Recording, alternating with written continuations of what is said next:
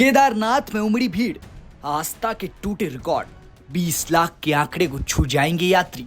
केदारनाथ यात्रा एक बार फिर अपने चरम पर पहुंच चुकी है। ये भारी भीड़ केदारनाथ के रास्ते पर है और इससे दोगुनी केदारनाथ परिसर में।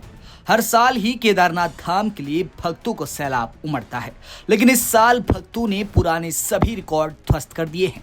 दुनिया भर में जिन लोगों की भी आस्था भगवान शिव से जुड़ी होती है, वो केदारनाथ धाम आने के लिए बेताब रहते हैं, जिस वजह से हर साल ही केदारनाथ यात्रा में देश विदेशों से भक्तों का सैलाब उमड़ा होता है।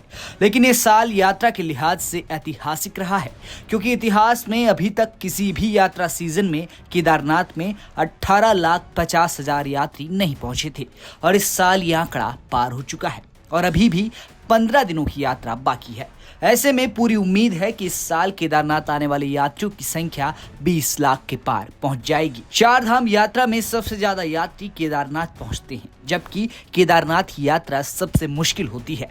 पैदल रास्ते और खड़ी चढ़ाई में भी यात्री अपनी पूरी आस्था के साथ केदारनाथ धाम के लिए निकलते हैं और 16 किलोमीटर की पैदल यात्रा के बाद केदारनाथ धाम में दर्शन करते हैं। इस साल भी कुछ उसी तरह की आस्था भक्तों के बीच देखी गई।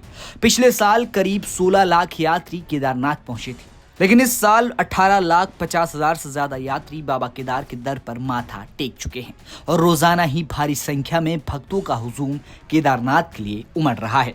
ये यात्रा का आखिरी चरण है, जो कि अपने चरम पर है। भैया दूज के पर्व पर बाबा केदार के कपाट बंद होने हैं। ऐसे में अभी यात्रा को कुछ दिन शेष हैं, फिर अगले 6 महीनों तक केदारनाथ धाम के कपाट बंद रहेंगे। इस साल यात्रा के शुरुआती चरण में मौसम की तमाम दुश्वारियों के बीच भी यात्रा चरम पर थी।